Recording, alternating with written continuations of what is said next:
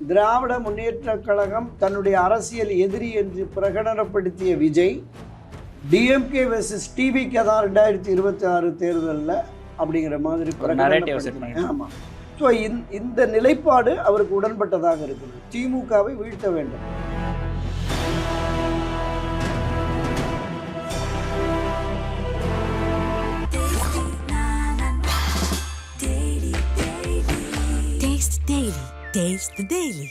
தமிழக வெற்றி கழகம் திரு செங்கோட்டையன் சென்றதற்கு பிறகு அவங்க ஒரு புத்துணர்ச்சி பெற்ற ஒரு அந்த ஒரு உணர்வுக்கு ஆளாகி இருக்கிறார்கள்ங்கிறத நம்ம பார்க்கணும்.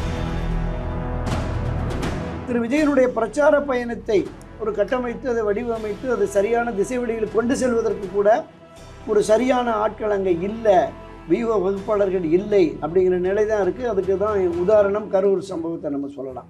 அப்போ திரு செங்கோட்டையன் அங்கே போகிற போது அவர் திரு விஜய் அவர்களுடைய பிரச்சார பயணத்தை ஒரு சரியான திட்டமிடுதலோடு அதை கொண்டு போய் சேர்ப்பார். அது நமக்கு வலு சேர்க்கும். மக்களிடம் விஜய் போய் பிரச்சாரம் பண்ணுவதற்கு அது உதவிகரமாக இருக்கும் என்கிற நிலைப்பாடு தாவேகாவிடம் இருக்கிறது. 90களில் மரியாதைக்குரிய ஜெயலலிதா அவர்கள் இவரை ஒரு இடைக்காலத்தில் நடவடிக்கை எடுத்து நீக்கி வைத்திருந்தார். ஸோ அந்த காலகட்டத்தில் புரட்சி தலைவர் எம்ஜிஆர், செல்வி ஜெயலலிதா, அந்த இருவரும் தலைவர்களிடம் பணியாற்றிய நான் எந்த நோக்கத்திற்காக தலைவர் எம்ஜிஆர் கட்சியை தொடங்கினாரோ அந்த நோக்கத்திலிருந்து விலகிச் சென்று நாம் இனி திராவிட முன்னேற்றக் கழகத்தில் இணைவதற்கு சாத்தியமே இல்லை, நான் வரமாட்டேன்னு உறுதியாக இருந்தேன். செங்கோட்டையன் அவர்களுடைய முடிவு என்பது ஒரு அதிர்ச்சிகரமான முடிவாக தான் தெரியுது. இவர் இப்படி ஒரு திடீரென ஒரு முடிவெடுத்து ஒரு புதிய அரசியல் கட்சியில் தன்னை எப்படி இணைத்துக் கொள்வாரா அப்படிங்கிற மாதிரி எல்லோருக்கும் ஒரு கேள்வி எழுந்தது. ஆனால் இணைந்து விட்டார். அதிமுகவில் தொடர்ந்து நான் பயணிப்பேன், என் வாழ்நாள் முழுவதும் பயணிப்பேன் என்று உறுதியோடு இருந்த என்னை கட்சியின் அடிப்படை உறுப்பினர் பொறுப்பிலிருந்து வெளியேற்றி விட்டார்களே என்கிற அந்த கோபம், ஆதங்கம் இந்த செயலில் ஈடுபட்ட திரு எடப்பாடி பழனிசாமிக்கு பாடம் புகட்ட வேண்டும். இப்போ இன்னும் வெளியிலிருந்து சிலர் அண்ணா திராவிட முன்னேற்ற கழகத்தில் இருக்கிற திரு எடப்பாடியின் செயல்பாடுகளில் அதிருப்தி கொண்ட திரு எடப்பாடி இனி வெற்றிக்கான பாதையில் அதிமுகவை அழைத்து செல்ல முடியாது என்று கருதுகிற பலருமே திரு செங்கோட்டையனை தொடர்பு கொண்டிருக்கிறார்கள். செங்கோட்டையன், தங்கமணி, வேலுமணி, டிவி சண்முகம், திரு நத்தம் விஸ்வநாதன், கேபி அன்பழகன், தருமபுரி அன்பழகன், இந்த 6 பேர் சந்தித்து பேசினார். இந்த 6 பேர் தன்னை சந்தித்து கட்சி ஒன்றிணைய வேண்டும் என்று வலியுறுத்தவே இல்லை. அது பச்சை பொய்ன்னு சொல்கிறார். அப்போ அந்த 6 தலைவருடைய மன உணர்வு எப்படி பாதிக்கும்? எங்கள் பகுதியில் இருக்கிற மாவட்ட, நகர, ஒன்றிய நிர்வாகிகள், எம்பி, எம்எல்ஏ அவங்கெல்லாம் சொல்கிறாங்க கட்சி ஒன்று சேர்ந்தால் தான் நம்மளால் ஜெயிக்க முடியும்னு சொல்கிறாங்க. ஸோ அவர்களுடைய கருத்தை தான் நாங்கள் இங்கே பிரதிபலிக்கிறோம்னு சொன்னால் ஏங்க முடியாதுங்கிறேன், திருப்பி அதையே சொல்லிட்டு இருக்கீங்க. முடியாதுங்க. 2026 தேர்தலில் தாவேகா ஒரு பெரும் தாக்கத்தை உருவாக்கும். அதற்கு திரு செங்கோட்டையனுடைய வியூகம், அவருடைய வழிகாட்டுதல் பயன்படும். திரு செங்கோட்டையன் கட்சியினர் யார் வந்தாலும் என் குடும்பத்தில் என் பையன், என் மகன் இது மாதிரி இருக்குது, இது மாறுதல் வேணும், இந்த பொறுப்புகள் வேணும். காங்கிரஸ் கட்சி எம்எல்ஏ 50 பேர் 60 பேருக்கு இந்த கண்டக்டர் டிரைவர் கொடுத்து வாங்கிட்டு போயிருக்காங்க. ஒரு பலாப்பழம்னு ஒரு சுயேட்சை சின்னத்தை ஓபிஎஸ் கொடுத்து 12 நாள் தான், 12 நாளில் ஒரு பிரச்சாரம் பண்ணி திமுகவுக்கு எதிராக களமாடி கிட்டத்தட்ட 3,42,000 ஓட்டு வாங்கிட்டார். எதிர்த்து நின்ற இரட்டை இலை சின்னம் டெபாசிட் தொகையை பறிகொடுத்திருக்கிறத நம்ம பார்க்கணும். எனவே சின்னம் ஒரு பெரிய பாதிப்பை ஏற்படுத்தாது அப்படின்னு தனக்கான அரசியல் எதிரியை வீழ்த்த வேண்டுமென்றால் எந்த ஆயுதத்தையும் எடுக்கலாங்கிற அரசியல் சாணக்கிய தத்துவம். இனி 2026 அண்ணா திராவிட முன்னேற்றக் கழகம் தோல்வியடைந்தால் மீண்டும் அந்த கட்சியை தூக்கி நிறுத்த, வெற்றி பாதையில் அழைத்து செல்ல ஆளுமை மிக்க புரட்சித் தலைவர் எம்ஜிஆரோ அல்லது செல்வி ஜெயலலிதாவோ இல்லை. இவர்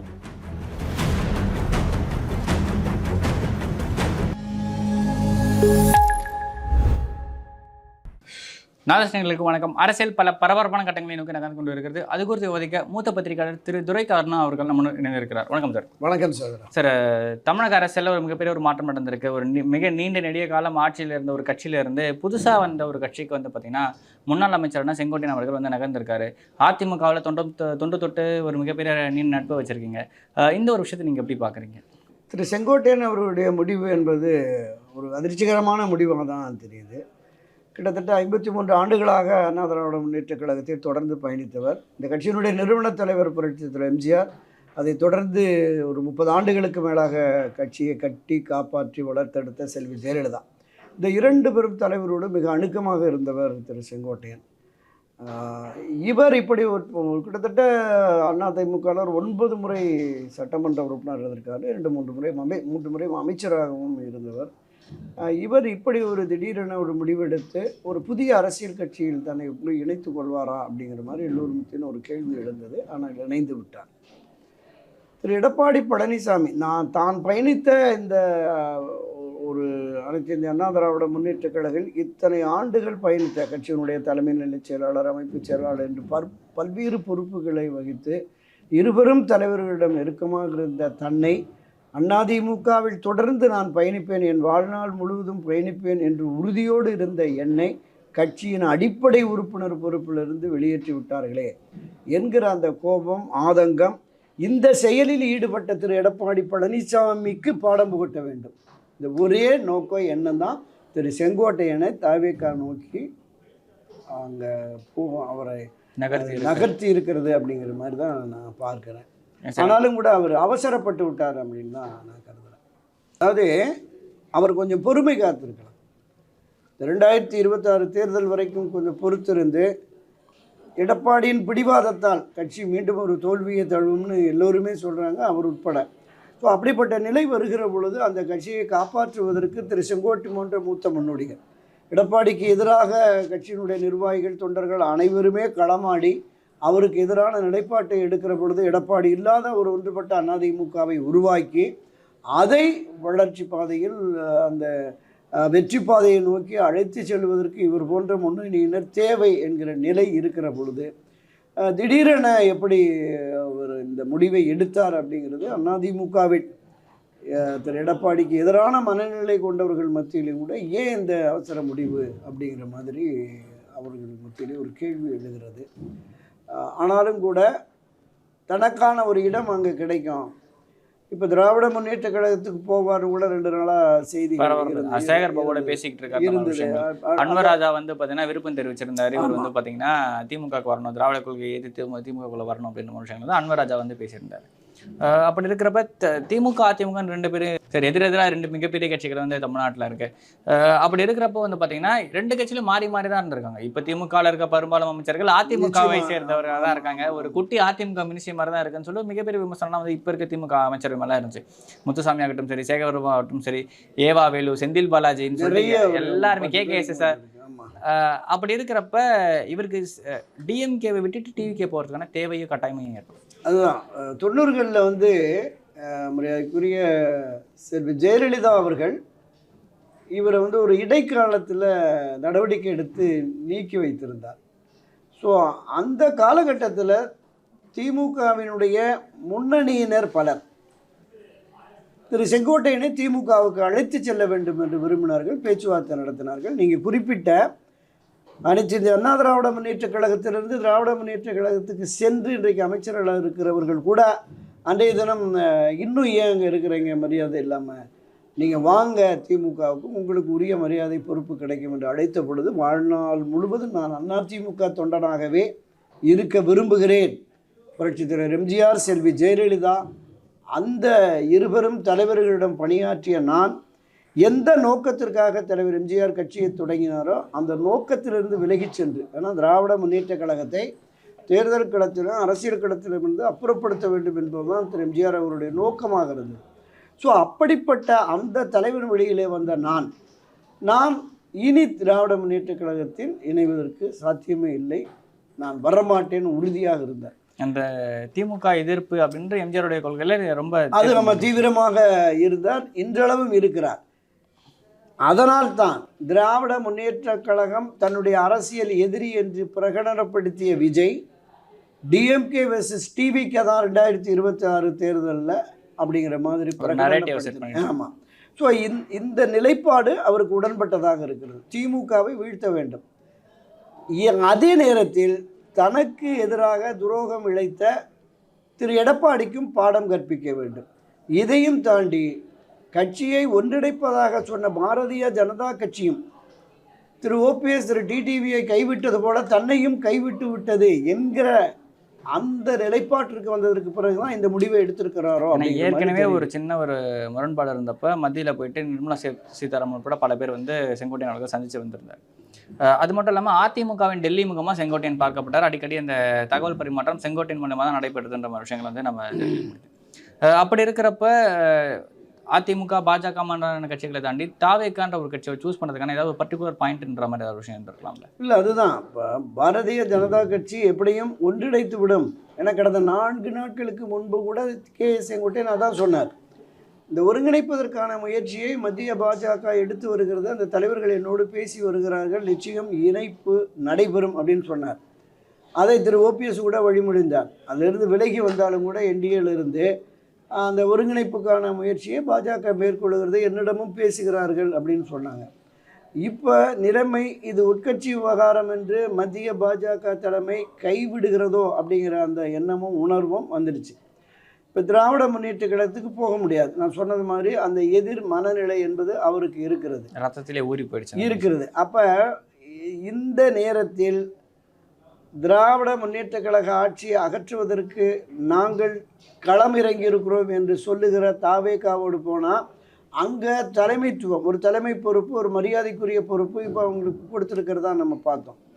ஸோ இது வந்து நம்முடைய அரசியல் வாழ்வுக்கு இது உகந்ததாக இருக்கும் என்று திரு செங்கோட்டையன் கருதி இருக்கலாம்.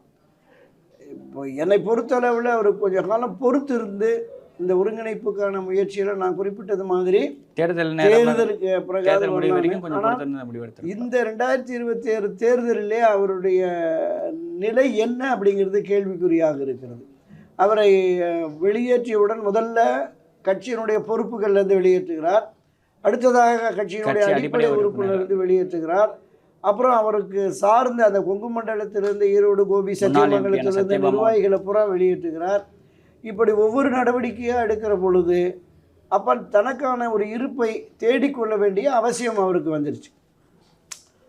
அவரை நம்பியிருக்கிற அந்த ஆதரவாளர்களுக்கும் ஒரு அரசியல் வாழ்வை கொடுக்க வேண்டும், ஒரு எதிர்காலத்தை ஏற்படுத்தி தர வேண்டும் அப்படிங்கிற மாதிரியான அந்த பார்வையும் அவருக்கு இருந்ததனால் தமிழக வெற்றி கழகத்தை அவர் சூஸ் பண்ணியிருக்கிறாரு. இந்த தமிழக வெற்றி கழகம் திரு செங்கோட்டையன் சென்றதற்கு பிறகு அவங்க ஒரு புத்துணர்ச்சி பெற்ற ஒரு அந்த அந்த ஒரு உணர்வுக்கு ஆளாகி இருக்கிறார்கள்ங்கிறத நம்ம பார்த்தோம், திரு விஜய் உட்பட அந்த நிர்வாகிகள். ஏனென்றால் நீங்கள் அண்ணா திராவிட முன்னேற்ற கழகத்தில் மிக மூத்த தலைவர்களில் ஒருவராக அவர் இருக்கிறார். இந்த கட்சியை நிறுவிய புரட்சித் தலைவர் எம்ஜிஆர், அதை தொடர்ந்து வழிநடத்திய செல்வி ஜெயலலிதா, இந்த 2 பெரும் தலைவர்களோடு பயணித்த அனுபவம் தங்களுக்கு கிடைக்கும். செல்வி ஜெயலலிதா அவர்களுடைய சுற்றுப்பயணத்தை வடிவமைத்ததில் திரு செங்கோட்டையன் அவர்களுக்கு பெரிய அளவில் பங்கு உண்டு 1988-89 காலகட்டங்களில். அப்போ இப்போ திரு விஜயனுடைய பிரச்சார பயணத்தை ஒரு கட்டமைத்து அதை வடிவமைத்து அது சரியான திசை வழியில் கொண்டு செல்வதற்கு கூட ஒரு சரியான ஆட்கள் அங்கே இல்லை, வியூக வகுப்பாளர்கள் இல்லை அப்படிங்கிற நிலை தான் இருக்குது. அதுக்கு தான் உதாரணம் கரூர் சம்பவத்தை நம்ம சொல்லலாம். அப்போ திரு செங்கோட்டையன் அங்கே போகிற போது அவர் திரு விஜய் அவர்களுடைய பிரச்சார பயணத்தை வந்து ஒரு சரியான திட்டமிடுதலோடு அதை கொண்டு போய் சேர்ப்பார். அது நமக்கு வலு சேர்க்கும், மக்களிடம் விஜய் போய் பிரச்சாரம் பண்ணுவதற்கு அது உதவிகரமாக இருக்கும் என்கிற நிலைப்பாடு தாவேகாவிடம் இருக்கிறது. இப்போ திரு செங்கோட்டையன் அவர்கள் அவரை சார்ந்த திரு எடப்பாடியால் பழிவாங்கப்பட்ட அல்லது கட்சியிலிருந்து நீக்கப்பட்ட கொங்கு மண்டலத்தைச் சேர்ந்த நிர்வாகிகள் ஒரு 100க்கும் மேற்பட்டோர் சேர்ந்திருக்காங்க. இப்போ இதை தாண்டி பல முன்னாள் எம்எல்ஏக்கள், முன்னாள் அமைச்சர்கள் பலரும் அவரை தொடர்பு சத்யபாமா அவர்களும் சேர்ந்து ஆமாம். இப்போ இன்னும் வெளியிலிருந்து சிலர் அண்ணா திராவிட முன்னேற்ற கழகத்தில் இருக்கிற திரு எடப்பாடியின் செயல்பாடுகளில் அதிருப்தி கொண்ட, திரு எடப்பாடி இனி வெற்றிக்கான பாதையில் அதிமுகவை அழைத்து செல்ல முடியாது என்று கருதுகிற பலருமே திரு செங்கோட்டையனை தொடர்பு கொண்டிருக்கிறார்கள் நான் கேள்விப்பட்டேன். இல்லைன்னா எடப்பாடிக்கு ஒரு சின்ன பாடம் போகட்டும்னு நினைக்கிறேன். அது அந்த மனநிலையில் இருப்பவர்கள் இவர்கிட்ட பேசிகிட்டு இருக்காங்க. இவர் தாவேகாவில் உங்களுக்கெல்லாம் என்ன பொறுப்பு என்ன பதவிகள் வழங்க முடியும் என்பதை உறுதிப்படுத்தி கொண்டு நான் சொல்லுகிறேன். வந்து எல்லாரையும் அக்காப்டேட் பண்ணிட்டு ஒன்றும் இல்லைன்னு இருக்கக்கூடாது. ஏற்கனவே விஜயனுடைய ரசிகர் மன்றத்தில் இருக்கிற பலரையும் பல்வேறு பொறுப்புகளில் மாநில மாவட்ட பொறுப்புகளில் போட்டிருக்கிறாங்க. அப்போ புதிதாக அரசியலில் பயிற்சி பெற்ற அனுபவம் மிக்க வருகிற போது அவர்களுக்கான ஒரு இடத்தை ஒரு பதவிகள் பொறுப்புகளை உறுதிப்படுத்தி கொண்டு நான் சொல்லுகிறேங்கிற மாதிரி சொல்லியிருக்கிறாங்க. ஸோ அப்படி வருகிற பொழுது தாவேகா வலுவடைந்து வரும். இப்போ தாவேகா வலுவடைந்து வருகிறது என்கிற அந்த பொதுவெளி கருத்தாக்கம் என்பது பொதுமக்கள் மத்தியிலையும் வாக்காளர்கள் மத்தியிலும் ஏற்படும். திராவிட முன்னேற்ற கழகத்தை ஆட்சி அதிகாரத்திலிருந்து அகற்ற வேண்டும் என்று விரும்புகிறவர்கள் காலகாலமாக அண்ணா திராவிட முன்னேற்ற கழகத்திற்கு தான் வாக்களித்தார்கள். அப்படிதான் இருந்திருக்கு. இதுவரையில் அந்த நிலைப்பாடு தான் இன்னும் தொடரும்னு கருதலாம். ஆனால் நிலைமை என்னன்னா, திரு எடப்பாடி ஒற்றை தலைமை என்று கட்சியின் பொதுச் செயலாளர் என்று பொறுப்பெடுத்து கொண்டு அவர் ஒரு எதேச்சையாதிகார போக்கில் ஒரு தாந்தோடித்தனமான முடிவெடுத்து எந்த தலைவர்கள் பேசியும் முன்னணி தலைவருடைய யாருடைய கருத்தையும் கேட்பதில்லை அப்படிங்கிற நிலைப்பாட்டில் இருக்கிறார். ஏன் இதை சொல்கிறேன்னா, இந்த 6 தலைவர்கள் திரு செங்கோட்டையன் உட்பட, செங்கோட்டையன், தங்கமணி, வேலுமணி, டிவி சண்முகம், திரு நத்தம் விஸ்வநாதன், கேபி அன்பழகன், தருமபுரி அன்பழகன், இந்த 6 பேர் சந்தித்து பேசினாங்க. இந்த 6 பேர் தன்னை சந்தித்து கட்சி ஒன்றிணைய வேண்டும் என்று வலியுறுத்தவே இல்லை. அது பச்சை பொய்ன்னு சொல்கிறார். அப்போ அந்த 6 தலைவருடைய மன உணர்வு எப்படி பாதிக்கு? ஏன்னா 2.5 மணி நேரம் உட்காந்து உன்கிட்ட பேசுகிறோம், நீ முடியாதுங்கிற. இப்போ வெளியில் வந்து நாங்கள் சந்தித்ததே பச்சை பொய்னா உன்னை நம்பி எப்படி பயணிக்கிறது என்கிற மன புழுக்கத்தில் ஆற்றாமையில் இருக்கிறாங்க. இப்போ உங்களுக்கு தொண்டர்கள் ஆதரவு வந்திருப்பாங்க, நான் தலைவர்கிட்ட பேசியிருப்பேன், வெகு விரைவில் சீக்கிரமாகிடுன்ற மாதிரி ஒரு நிலைமை தான் அவங்க வந்து சொல்லிட்டு வந்திருப்பாங்க. நிச்சயமா. இப்போ இவர் இந்த மாதிரி பச்சை அதை திரு எடப்பாடிகிட்ட சொல்லியிருக்காங்க. எங்களுடைய கருத்து இல்லைங்க, எங்கள் பகுதியில் இருக்கிற மாவட்ட நகர ஒன்றிய நிர்வாகிகள், எம்பி, எம்எல்ஏ அவங்கெல்லாம் சொல்கிறாங்க, கட்சி ஒன்று சேர்ந்தால் தான் நம்மளால் ஜெயிக்க முடியும்னு சொல்கிறாங்க. ஸோ அவர்களுடைய கருத்தை தான் நாங்கள் இங்கே பிரதிபலிக்கிறோன்னு சொன்னால், ஏங்க முடியாதுங்கிறேன் திருப்பி அதையே சொல்லிகிட்டு இருக்கேங்க. முடியாதுங்க. ஒரு கட்டத்தில் அந்த 6 நபர்களையுமே, அது 6 பிரதிநிதிகளையுமே, ஏங்க அவங்களால தான் ஜெயிக்க முடியும், அவங்களுக்கு செல்வாக்கு இருக்குன்னா நீங்கள் கூட அங்கே போயிருங்களேன்ட்டாங்க. அப்போ இந்த அளவிற்கு ஒரு இருமாப்போடு இருக்கிற ஜெயிக்குதோ இல்லையா கையில் இருக்கணும். அதுதான் கட்சி வெற்றி பெற்ற ஆட்சி அதிகாரத்திற்கு வர முடியாவிட்டாலும் வரவில்லை என்றாலும் நாமளே தொடர்ந்து அதிமுக பொதுச் செயலாளராக இப்படியே இருப்போம் அப்படின்னு. ஆனால் இந்த மாதிரி ஒரு போக்கு தானே தமிழ்நாட்டில் காங்கிரஸ் அழிந்தது போனதுக்கு ஒரு காரணமாக இருந்துச்சு. பலரும் வந்து காங்கிரஸை நான் மட்டும் தான் வச்சுக்கணும், என் கையில் தான் கண்ட்ரோல் இருக்கணும்னு அவங்க யோசிச்சதுனால தான் காங்கிரஸ் வந்து இவ்வளோ வலுவிழந்த நிலைமையில தமிழ்நாட்டில் இருக்குது. பல மாநிலங்களில் காங்கிரஸ் அப்படி இருக்கிறதுக்கான காரணம் அதுதான். இப்போ அந்த ஒரு நிலைமைக்கு அதிமுக போயிடுச்சு, கொண்டு போயிடுவாரோங்கிற ஒரு பேராபத்து நிச்சயமாக அந்த கட்சியில் பயணிக்கிற பலருக்கு இருக்கிறது. எல்லோரையும் அரவணைத்து சென்றால்தான் கட்சி வலுப்பெறும், கட்சி அடுத்தடுத்து வளர்ச்சி பிரிந்து சென்றவர்கள் சேர்த்துக்கவே கூடாது. அப்படின்னா திமுக கூட்டணி கட்சியில் இருக்க பெரும்பாலான கட்சிகள் அவங்க கிட்ட இருந்து பிரிஞ்சு போனவங்க தானே. அதிமுக, விசிக உட்பட எல்லா கட்சிகளும் அவங்க கிட்ட இருந்து பிரிஞ்சு போன கட்சிகள் தானே. அதுதான் சொல்ல வரேன். நீங்கள் ஒரு அரசியல் இயக்கம் வலுப்பெற வேண்டும், தொடர்ந்து அரசியல் களத்தில், தேர்தல் களத்தில் வெற்றி பெற வேண்டும் என்றால் வலிமை வேண்டும். அப்போ அந்த வலிமை சக்தி குறைந்திருக்கிறது 2024 நாடாளுமன்ற தேர்தலில் வெளிப்படையாக தெரிஞ்சிருச்சு. அப்போ ஒன்றுபடணும், எல்லோரையுமே ஒருங்கிணைப்பணும் என்று குரல் எழுப்புகிற எல்லோரையுமே நீங்கள் வெளியே தூக்கி போட்டுட்டிங்கன்னா அடுத்து இந்த குரலை எழுப்பக்கூட சில பேர் தயங்குகிறார்கள், நமக்கும் இந்த கதி வந்துடுமோ அப்படின்னு. அப்போ இந்த ஒரு மிகப்பெரிய பேரியக்கத்தில் நாம் பணியாற்றுகிறோம் என்கிற பெருமையோடு இப்படியே இருந்து விடுவோம் என்றும் சிலரும் இருக்கிறார்கள்.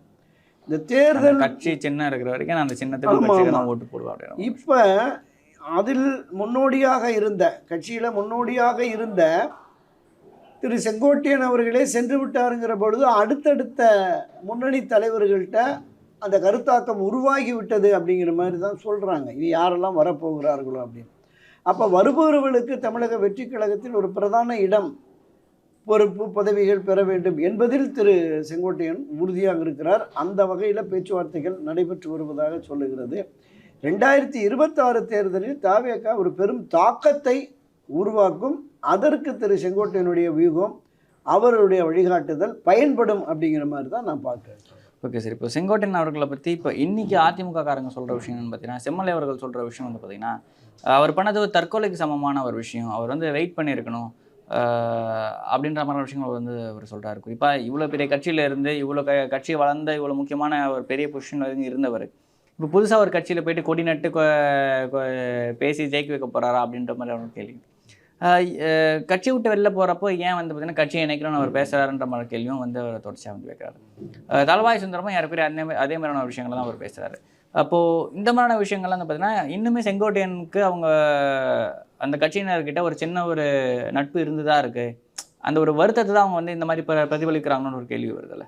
உண்மைதான். நான் தொடக்கத்தில் சொன்னது மாதிரி திரு செங்கோட்டையன் எடுத்த இந்த முடிவு என்பது அவருடைய ஆதரவாளர்களை தாண்டி இன்றும் அதிமுகவில் பயணித்து கொண்டிருக்கிற முன்னணி பிரமுகர்கள், தலைவர்கள், அதை தாண்டி மாநில, மாவட்ட, நகர பொறுப்புகள் இருக்கிற பலருமே ஏன் அவசரப்பட்டு இப்படி ஒரு முடிவு எடுத்துட்டாரு. ஏன்னா அண்ணா திராவிட முன்னேற்ற கழகத்தில் அடுத்த முதன்மை பொறுப்பு இவருக்கு 2 முறை வாய்ப்பு வந்தது, நான் வேண்டாம் அப்படின்னு சொல்லியிருந்தார். கூவத்தூரில் கிட்டத்தட்ட 70-80 எம்எல்ஏக்கள் திரு செங்கோட்டையன் தான் முதலமைச்சராக கொண்டு வரணும் என்று சொன்னார். அன்றைக்கு இருந்த சில பொருளாதார சூழல் காரணமாக அவரால் அந்த பொறுப்பை ஏற்றுக்க முடியல. அந்த வாய்ப்பு அதிர்ஷ்டவசமாக திரு எடப்பாடிக்கு கிடைச்சது. அவர் பிடிச்சிட்டு தன்னை அவர் முன்னிலைப்படுத்தி தான் எல்லாம் என்கிற நிலைப்பாட்டுக்கு கொண்டு வந்துட்டார். கட்சியில் அந்த புரட்சித் தலைவர் எம்ஜிஆர் கொண்டு வந்த அந்த சட்டத்திட்ட விதிகளையே முற்றும் முழுவதுமாக திருத்தி அதில் 10 மாவட்ட செயலர் முன்வழியணும், 10 மாவட்ட செயலர் வழிமுடியணும், 5 ஆண்டுகள் தலைமை கழகத்தில் நிர்வாகியாக இருப்பவர்கள் மட்டுமே பொதுச் செயலாளர் பதவிக்கு போட்டியிடணும் அப்படின்னு ஒரு பெரிய நெருக்கடியான ஒரு விதியை திருத்தி அவர் தன்னை நிலைநிறுத்தி கொண்டார். அது கூட இன்னும் கோர்ட்டில் பிரச்சனை இருக்குது. உச்சநீதிமன்றமோ தேர்தல் ஆணையமோ முழுமையாக பொதுச் செயலாளர் என்று இன்னும் அறிவிக்கலை. உயர்நீதிமன்றத்தில் கூட கேஸ் டிஸ்பியூட்டில் இருக்கும்போது நீங்கள் எப்படி பொதுச் செயலாளர்னு கொண்டு வரலாம் அப்படின்னு கேட்டாங்க. அட்வொகேட் அவங்க வருத்தம் தெரிவிச்சுட்டு அதை திருத்திக்கிட்டாங்க. இந்த இறுதி தீர்ப்பு வரும் வரையிலும் தான் அப்படிங்கிற மாதிரி இன்னும் இருக்குது ஒரு தற்காலிக பொதுச் செயலாளர் நிலையில். ஏன்னா 2021 டிசம்பர் மாதம் நடைபெற்ற அதிமுகவின் உட்கட்சி தேர்தல், அந்த உட்கட்சி தேர்தல் அது அப்படியே தேர்தல் ஆணையம் அங்கீகரித்து இன்னும் அப்படியே வச்சுருக்காங்க. 2026 டிசம்பர் வரைக்கும் அந்த நிலைப்பாடு இருக்கிறது. திரு ஓபிஎஸ் அவர்கள் அதை தான் கிளைம் பண்ணுறார். மீண்டும் அந்த ஒருங்கிணைப்பாளர், இணை ஒருங்கிணைப்பாளர் அதுக்காக தான் அவங்க கிளைம் பண்ணியிருக்காங்க. ஸோ அந்த நிலைப்பாட்டில் தான் நம்ம ஒருங்கிணைப்பு இருக்கணும். அதே மாதிரி கட்சியில் என்னோடு பயணித்தவர்களையும் இணைக்க வேண்டும். அப்படி இணைப்பது என்பது 1989 நடைபெற்றதில் ஜே அணி ஜா எல்லாரையும் அகாமடேட் பண்ணணும் அப்படிங்கிற மாதிரியான ஒரு விஷயத்தையும் சொல்கிறார். அப்போ இதற்கெல்லாமே திரு எடப்பாடி உடன்பட மறுக்கிறார், இன்னும் உடன்படவில்லை. இப்போ இதில் நான் தொடக்கத்தில் சொன்னது மாதிரி திமுகவை ஆட்சி அதிகாரத்திலிருந்து அகற்ற வேண்டும் என்று பாஜக விரும்பினா நிச்சயம் இதை ஒருங்கிணைப்பதற்கான வேலையை செய்வாங்க. இப்போ அவர்களும் இவர்களை கைவிட்டு விட்டார்களோ என்கிற நிலை இருக்கிறது.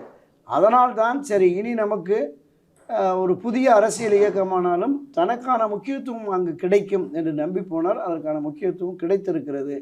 நிச்சயமாக 2026 தேர்தலில் தாவேகா ஒரு பெரிய தாக்கத்தை உருவாக்கும். அது எந்த அளவிலான தாக்கம் என்பதை நம்ம தேர்தலில் தான் தெரிஞ்சுக்க முடியும். சார், அது இல்லாமல் இன்றைக்கி செங்கோட்டையன் சொன்ன விஷயம் என்னென்னு பார்த்தீங்கன்னா, திமுக அதிமுக இன்னும் ஒன்று போல தான் செயல்படுது, பெருசாக ஒன்றும் டிஃப்ரென்ஸ் இல்லை அப்படின்ற மாதிரி விஷயங்கள் வந்து இப்படி நினைக்கிறார். ஒரு மிகப்பெரிய குற்றச்சாட்டை நேற்று வரைக்கும் கட்சியில் இருந்தார்ன்ற சொல்கிறவங்களுக்கு அவ்வளோ நாள் அதிமுகவில் பண்ணிச்சுட்டு அப்படி ஒரு குற்றச்சாட்டை அதிமுக திமுக ரெண்டையும் சேர்த்து ஒரே பார்வையில் அவர் வைக்கிறது சரியாக இருக்குமான்னு ஒரு கேள்வி வரும்ல. இல்லை, அது என்னென்னா நானே பல பதிவுகளில் சொல்லியிருக்கேன்.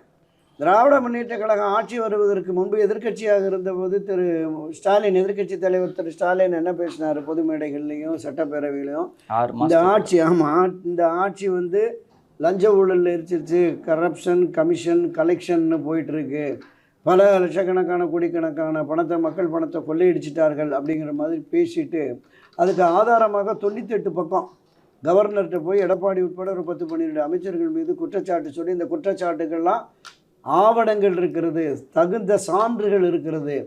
இது குறித்து கவர்னர் நடவடிக்கை எடுக்காவிட்டால் ஆட்சிக்கு வந்த 6 மாத காலத்தில் இவர்கள் மீது நடவடிக்கை எடுக்க 96 கலைஞர் கருணாநிதி தனி நீதிமன்றம் நியமித்தது போல நாங்களும் தனி நீதிமன்றங்களை அமைத்து இவர்களை விசாரித்து இவர்களை சிறையில் தள்ளி இவர்கள் கொள்ளையடித்து சேர்த்த மக்கள் பணத்தை அரசு கஜானாவுக்கு கொண்டு வருவோம் சொன்னார். என்னாச்சு? ஒன்றும் இல்லை. சரி, அதை விடுங்க. கோடநாடு கொலை வழக்கு, அந்த உண்மை குற்றவாளியை கண்டறிந்து உரிய தண்டனை, சிறையில் தள்ளுவோம் அப்படின்னு சொன்னார். எங்கே தள்ளினார்? இல்லை. அப்போது நடைபெற்று முடிந்த நாடாளுமன்ற தேர்தலில் சரியான தகுதியான வேட்பாளரை நியமித்தா ஓரளவுக்கு ஒரு 5-6 தொகுதியிலையாவது வெற்றி பெற்றிருக்கலாம். அல்லது என்டிஏ அணியில் கூட்டணி வெற்றி பெற்றால் ஒரு 10-15 தொகுதிகள் வெற்றி பெற்றிருக்கலாம். இதை வேலுமணி உட்பட பலருமே தேர்தல் முடிஞ்சோன்னே சொன்னாங்க. அப்போ திமுகவுக்கு சாதகமான ஒரு முடிவை அப்போது எடுத்து விட்டாருங்கிற சந்தேகம் அப்போவும் பொதுவெளியில் இருக்குது. இதையெல்லாம் ஒன்றிணைத்து தான் திமுகவுக்கும் எடப்பாடி தலைமையிலான இப்போதைய அதிமுகவுக்கும் வேறுபாடு இல்லை சொன்னார். ஏன்னா திமுகவை வீழ்த்துவதற்காக அரசியல் கட்சியை தொடங்கியவர் தான் புரட்சித் தலைவர் எம்ஜிஆர். அதன் பிறகு ஜெயலலிதாவும் அதே நிலைப்பாட்டில் தான் இருந்தார். இப்போ நிலைமை வேறு மாதிரியாக ஆகிவிட்டது என்பதற்காக இந்த விஷயத்தை செங்கோட்டையன் சொல்லியிருக்கிறார்னு நான் கருதுறேன். Okay sir. ஒரு தூய்மையான ஒரு அரசியல் கட்சி அப்படின்ற மாதிரி விஷயங்கள் பார்த்தீங்கன்னா தாவக்காவை நோக்கி சொல்கிறாரு. அதற்கான இப்போ தான் கட்சி ஆரம்பித்தாங்க, இன்னும் எந்த ஒரு விஷய பதவிகளுக்குமே வரவில்லை. அதுக்குள்ளே தூய்மையான ஒரு கட்சி அப்படின்ற மாதிரி ஒரு சர்டிஃபிகேஷன் அளவுக்கான ஒரு மதிப்பை தாவக்கா பெற்றிருக்கான ஒரு கேள்வி வரும்ல? இல்லை, இப்போ இந்த தாவேக்காவுக்கு வந்திருக்கிற அரசியல் கட்சிக்கு வந்திருக்கிறவங்க பூராமே திரு விஜயனுடைய ரசிகர்கள், இளைஞர்கள். ஒரு மாற்றத்தை கொண்டு வர வேண்டும் என்று விரும்புகிற இளைஞர்கள் மத்தியில் பெரிய அளவில் அந்த தவறில் ஈடுபட வேண்டும் அப்படிங்கிற நோக்கம் இருக்காது, அந்த மனப்பான்மை இருக்காது. எனவே இப்போதைக்கு நீங்கள் ஆட்சி அதிகாரத்திற்கு வந்ததுக்கு பிறகு அவங்க என்ன செய்கிறாங்க என்ன அப்படிங்கிறதெல்லாம் வேறு. ஆனால் இன்றைய அளவில் நீங்கள் குறிப்பிட்டது தான், எந்த ஆட்சி அதிகாரம் பொறுப்பு உள்ளாட்சி பொறுப்பில் எதுலேயுமே அவங்க இல்லை. எனவே இப்போ தூய்மையான கட்சி என்கிற அடையாளம் இப்போதைக்கு இருக்கிறது. இது தாவேக்காவுக்கு ஒரு ப்ளஸ் பாயிண்டாக இருக்கும். எனவே இதில் பயணிப்பது தனக்கு உகந்தது என்று திரு செங்கோட்டையன் கருதி பயணிக்கிறார். அதில் அவர் கருத்தில் ஒன்றும் நம்ம மாறுபட முடியாதுன்னு தான் நான் பார்க்குறேன். Okay sir.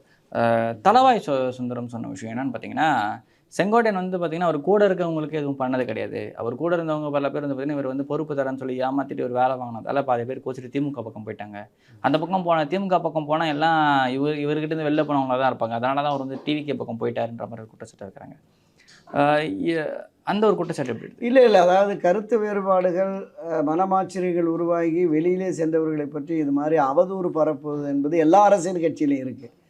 நான் அறிந்த வகையில் டிரான்ஸ்போர்ட் மினிஸ்டராக இருக்கிற போது பல நூற்றுக்கணக்கான கட்சியினருக்கு கண்டக்டர், டிரைவரு வேலை போட்டு கொடுத்தார். 10 பைசா பணம் வாங்க. எனக்கு தெரியும் திரு செங்கோட்டையன் கட்சியினர் யார் வந்தாலும் என் குடும்பத்தில் என் பையன், என் மகன் இது மாதிரி இருக்குது, இது மாறுதல் வேணும், இந்த பொறுப்புகள் வேணும்னு காங்கிரஸ் கட்சி எம்எல்ஏ 50 பேர் 60 பேருக்கு இந்த கண்டக்டர் டிரைவருக்கு கொடுத்து வாங்கிட்டு போயிருக்காங்க.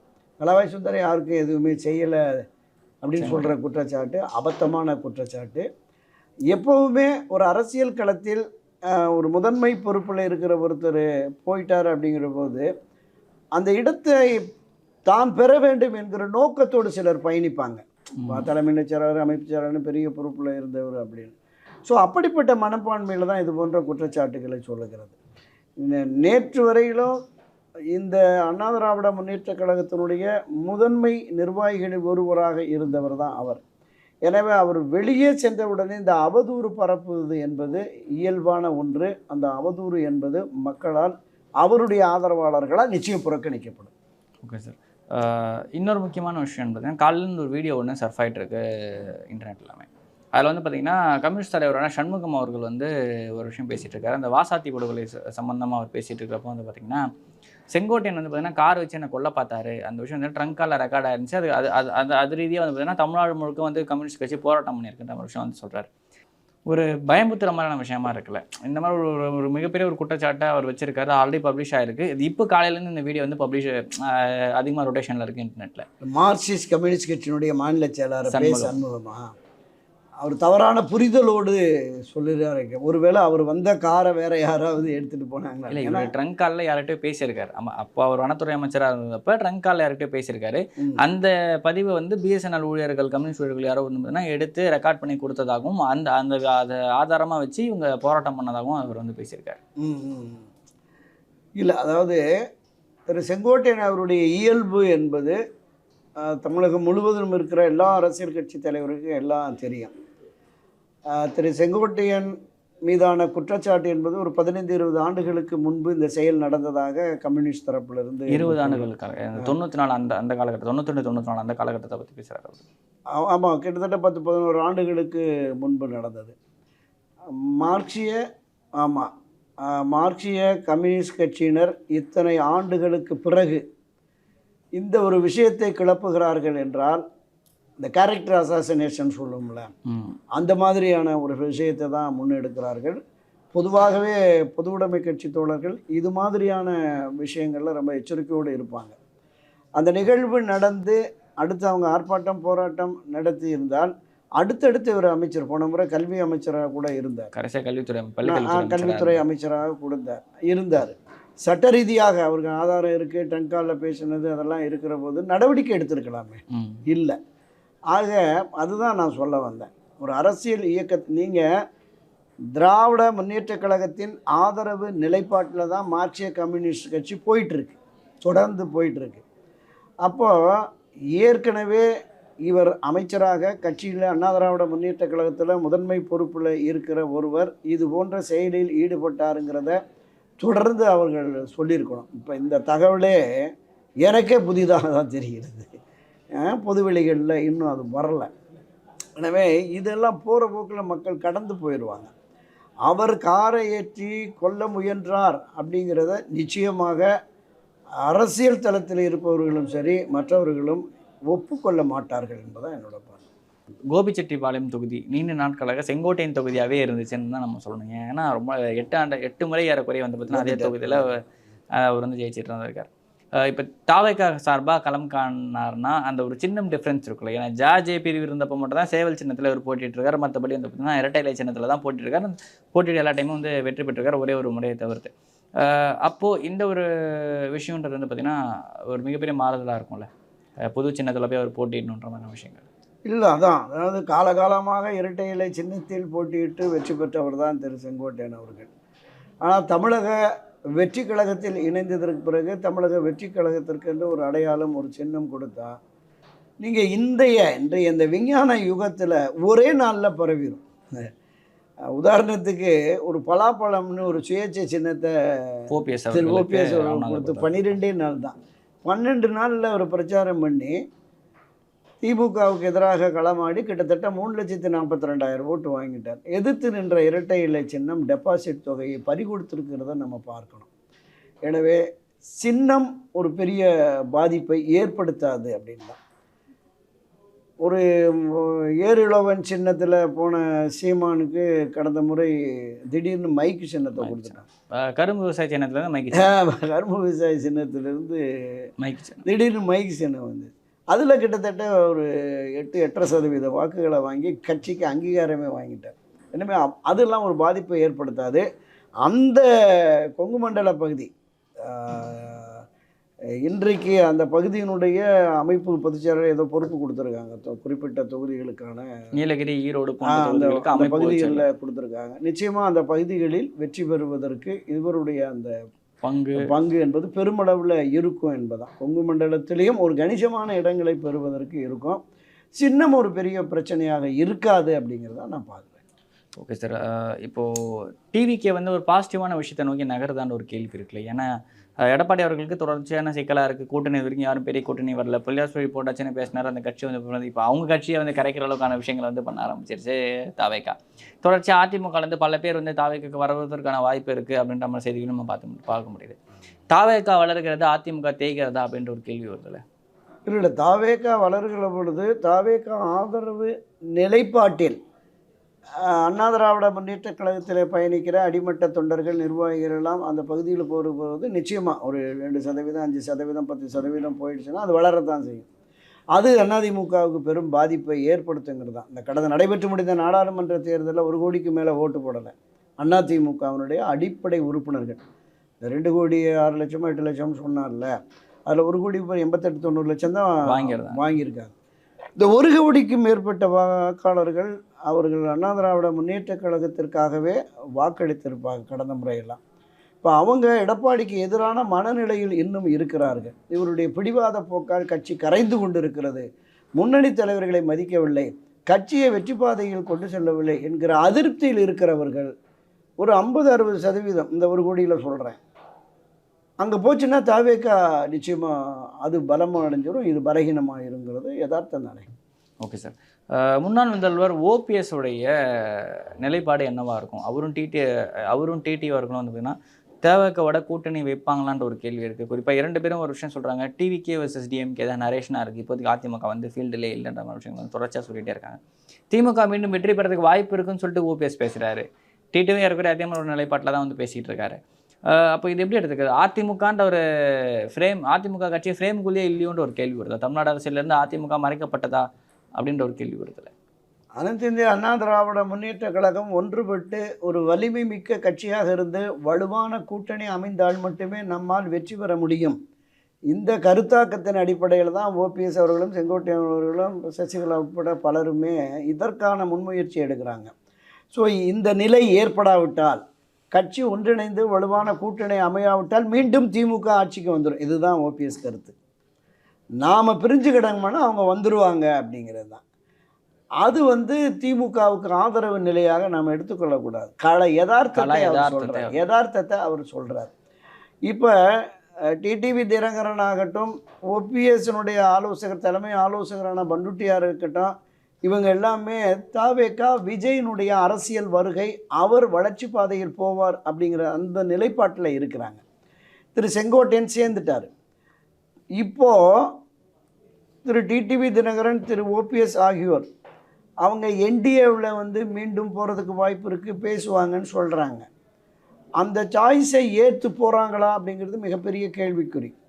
திரு ஓபிஎஸ் அவர்கள் நடத்தி வந்த அதிமுக தொண்டர்கள் உரிமை மீட்பு குழுவை இப்போ அனைத்து இந்திய அதிமுக உரிமை மீட்பு கழகம்னு மாற்றிட்டார். கழகம் என்கிறதே அரசியல் கட்சி தான். அப்போ இந்த 10ஆம் தேதி அண்ணா திராவிட முன்னேற்ற கழக பொதுக்குழு, நிச்சயமாக அந்த பொதுக்குழுவில் ஒருங்கிணைப்பு தொடர்பான வலியுறுத்தல் இருக்கும்.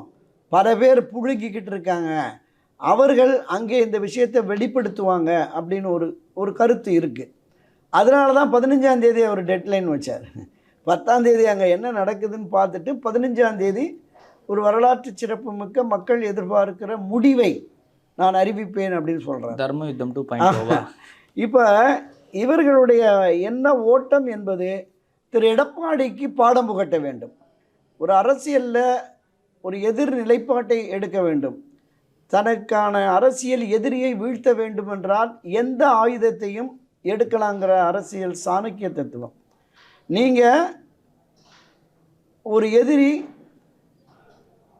எந்த ஆயுதத்தை நான் எடுக்க வேண்டும் என்று என் எதிரி தான் தீர்மானிக்கிறான் அப்படிங்கிற மாதிரி. அப்போ திரு எடப்பாடிக்கு எதிரான மனநிலையில் இருப்பவர்கள் அவரை வீழ்த்துவதற்கு எந்த ஆயுதத்தையும் கையில் எடுப்பார்கள். அப்படி எடுக்கிற பொழுது தாவேக்காவோடு கூட்டணி அமைப்பதற்கும் கூடுதல் வாய்ப்பு இருக்கிறது. திமுக சம்பாதிச்சு வச்சிருக்க எதிரியை விட எடப்பாடி சம்பாதிச்சு வச்சிருக்க எதிரி அதிகமாக இருப்பார் போல. நிச்சயமாக அதுதான் அவருடைய அணுகுமுறை தான். நீங்கள் அண்ணா திராவிட முன்னேற்ற கழகத்துடைய வரலாற்றை இந்த 53 வருஷமாக பார்த்தேன்னா, அந்த கட்சியை நிறுவிய புரட்சித் தலைவர் எம்ஜிஆர் பல பதிவுகளை நம்மளே பேசியிருக்கோம். யாரெல்லாம் தனக்கு எதிரான நிலைப்பாடத்து விலகிச் சென்றார்களோ அவர்களெல்லாம் அரவணைக்கிறார். செல்வி ஜெயலலிதா அவர்களும் யாரெல்லாம் தனக்கு எதிராக மூத்த முன்னோடிகள், நாவல நெடுஞ்செழியன், பண்டுட்டியார், பெரிய வரலாறே இருக்குது. இப்படி தனக்கு எதிராக சென்று தன்னை கடுமையாக விமர்சித்தவர்களையுமே தன்னோடு அரவணைத்து கொண்டு அவங்க கட்சியை வலுப்படுத்த பொறுப்புகளையும் கொடுத்துருக்காங்க. ஆமாம், முதலமைச்சர் பொறுப்பு, கட்சியில் பெரிய அது அமைச்சர் பொறுப்பு, கட்சியில் வந்து முதன்மை பொறுப்பே கொடுக்குறார். தனக்கு எதிரானவர்களாக திமுகவிலிருந்து வெளியேற்றி விட்டு கடுமையாக விமர்சித்த நாவல நெடுஞ்செழியன், அரங்கநாயகம், பாவு சண்முகம், ராஜாராம் போன்ற பலரையும், அரங்கநாயகன்ல ராஜாராம் அவர்கள், மாதவன் அவர்கள், நாவலர் நெடுஞ்செழியன் அவர்கள், ஆமாம், இவங்க எல்லாத்தையுமே ஆரம்பி தலைவருடைய இருந்தவர். அவங்களுக்கு எல்லாமே கட்சியினுடைய பொதுச்செயலாளர் தன்னுடைய பொறுப்பை கொடுத்தார். நாவலர் நெடுஞ்செழியனுக்கு எஸ் ராகவானந்தம், பாவு சண்முகம் அவர்களுக்கெல்லாம், மற்ற ராஜாராம், மாதவன் போன்றவர்கள்லாம் கட்சியில் தலைமை பொறுப்புகள்லாம் வழங்கினார். அதே போல் ராமவீரப்பன் உட்பட, நீங்கள் குறிப்பிட்ட காளிமுத்து, வளர்மதி உட்பட பலரும் செல்வி ஜெயலலிதாவுக்கு எதிராக களமாடியவர்கள், கடுமையாக விமர்சித்தவர்கள். இப்போ அவர்களையும் அரவணைச்சார்.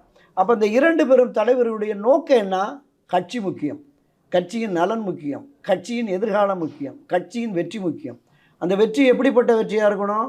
திராவிட முன்னேற்ற கழகத்தை ஆட்சி அதிகாரத்திலிருந்து அகற்றி அதிமுகவை ஆட்சிக்கு கொண்டு வரணும்னு. ஸோ அந்த நிலைப்பாட்டை எடுத்து பயணித்ததால் தான் 1977, 80, 84 திமுகவுக்கு எதிராக ஒரு ஹார்ட்ரிக் வெற்றி, ஒரு மிகப்பெரிய தொடர் வெற்றியை எம்ஜிஆர் கொடுத்தார். சரி, ஜெயலலிதா காலத்திலையுமே 91, 2001, 2011, 2016 என்று மாறி மாறி திமுகவை வீழ்த்து ஆட்சி அதிகாரத்திற்கு வந்தார். 11, 16 டபுள் தொடர். இப்போ அதனால தான் புரட்சியர் எம்ஜிஆர் ஒரு தொடர் வெற்றியை 3 முறை கொடுத்தார். செல்வி ஜெயலலிதா தொடர் வெற்றியை 2 முறை கொடுத்துட்டார். ஒரு வாட்டியாவது ஜெயிச்சிருவாங்க. இந்த 6 அப்படியே 7வது முறையாகவும் நம்ம கொண்டு போகணும் அப்படிங்கிற எண்ணத்துல தான் திராவிட முன்னேற்ற கழகம் களமாடி கொண்டிருக்கிறது. அது மிகப்பெரிய சவாலாக தான் அவங்க எடுத்திருக்காங்க. சந்திச்ச ஒரு தேர்தலில் கூட எடப்பாடி அவர்கள் வந்து வெற்றி பெறல அப்படின்ற ஒரு விஷயங்கள் பார்க்க முடியுது. அட்லீஸ்ட் இந்த ஒரு வெற்றியாவது வாங்கி கொடுப்பாரான்னு ஒரு கேள்வி இருக்குல்ல. அதுதான் அவர் ஒற்றை தலைமை என்று வந்ததற்கு பிறகு பெரும் சரிவு, பின்னடைவு, தொடர் தோல்விகளை சந்திச்சுட்டு வர்றார். எனவே தான் இனி 2026 அண்ணா திராவிட முன்னேற்ற கழகம் தோல்வியடைந்தால் மீண்டும் அந்த கட்சியை தூக்கி நிறுத்த, வெற்றி பாதையில் அழைத்து செல்ல ஆளுமை மிக்க புரட்சித் தலைவர் எம்ஜிஆரோ அல்லது செல்வி ஜெயலலிதாவோ இல்லை இவர். எனவே தான் அப்போ ஒருங்கிணைத்து கட்சியை கொண்டு போனால் தான் நம்மளால் ஜெயிக்க முடியும் என்று சொல்லுகிற மூத்த முன்னோடிகளெல்லாம் புறக்கணித்து விட்டு இருக்கிற தலைவர்களுடைய ஆலோசனைகளையும் புறந்தள்ளி விட்டு இவர் தன்னிச்சையாக செயல்படுகிறார். இந்த போக்கு தான் 2026 அவருக்கு ஒரு பெரிய தோல்வியை தரும் என்பது தான் பொதுவெளி கருத்தாக இருக்கிறது, மக்களின் உணர்வாக இருக்கிறது, அண்ணா திராவிட முன்னேற்ற கழகத்தினுடைய தொண்டர்களின் உணர்வாகவும் இருக்கிறது. ஓகே சார், இவ்வளோ நேரம் உங்கள் பொன்னானத்துக்கு நன்றி. நன்றி, வணக்கம்.